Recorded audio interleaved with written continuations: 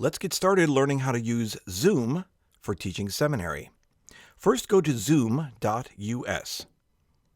At the website, click in the upper right-hand corner, Sign Up. It's free. Now, the free version has only a couple of small limitations, the most important of which is if you're meeting with more than one student, you have a 40-minute limit on those group meetings. Other than that, all the bells and whistles you'll want will be available for free. Fill in your email address. It does not need to be your work email address.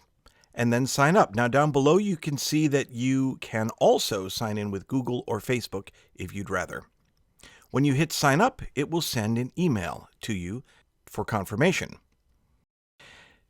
If you're not seeing it in your main inbox, do check your other boxes. In Google Mail, you may want to check social or promotions. That's where I found it.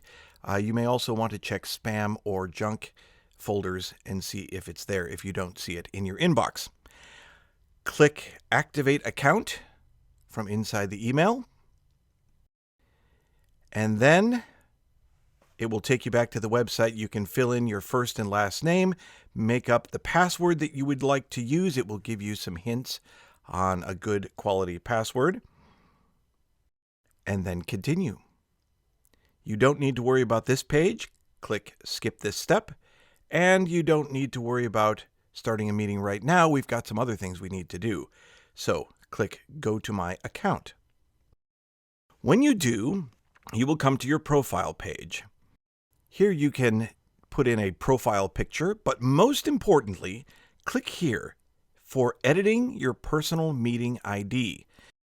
We can't change the personal meeting ID in the free account, but we want to click this box, Use Personal Meeting ID for Instant Meetings. Click that, Save Changes. Now you should see a little green check mark right there. That's important for consistency when you send the link out to your students. This is your link. You can copy and paste it right from here if you want to. Whoever you send this to, if they click that link, they will come to your meeting. That's your key, and it won't change, so they can keep using that link over and over again. Now, this is the other really important thing we need to do before we get started. Click Settings. Now, there's a lot of settings, but walk with me step by step through these and match your settings to these. As you get to know the program, you can adjust them how you want to anytime.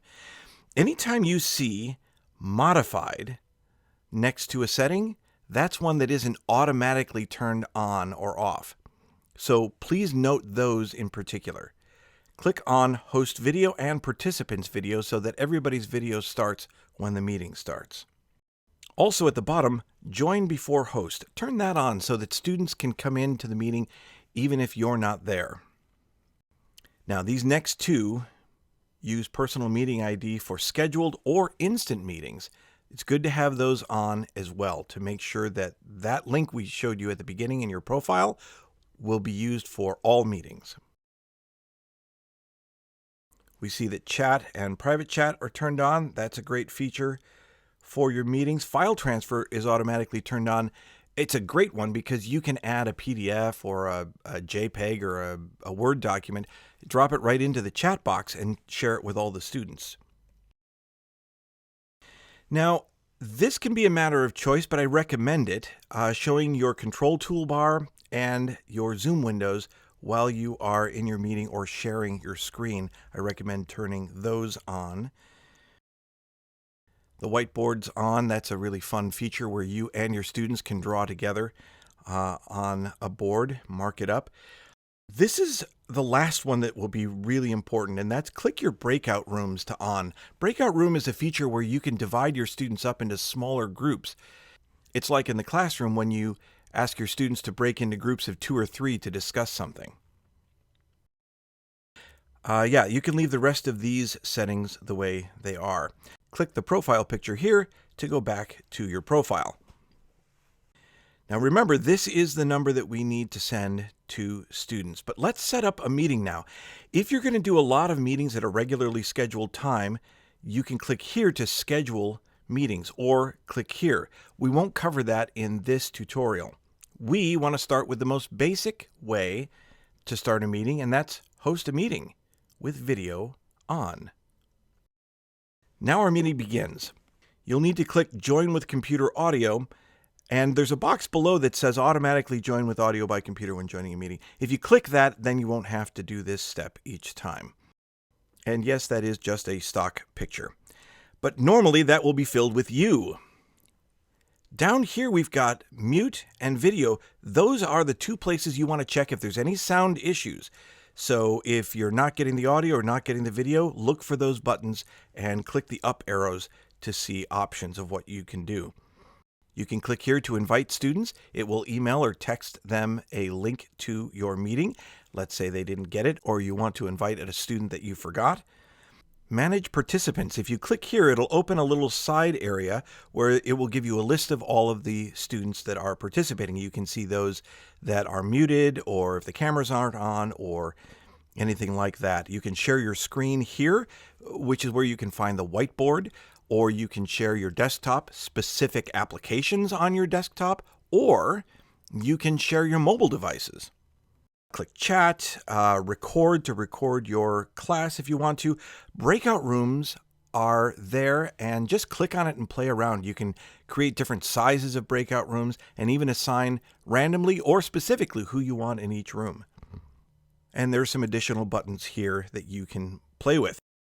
Now let's say that you're using a mobile device. Download the app and sign in. At this screen, you can see the same kinds of buttons we had on the website. For meetings, contacts, settings, adjustments, you can schedule meetings, but let's just click New Meeting. There's our personal meeting ID, and we'll click Start a Meeting. And here we are. Right above, you can see buttons that represent audio and video. You can flip your camera from front to back there. Down here, again, audio and video.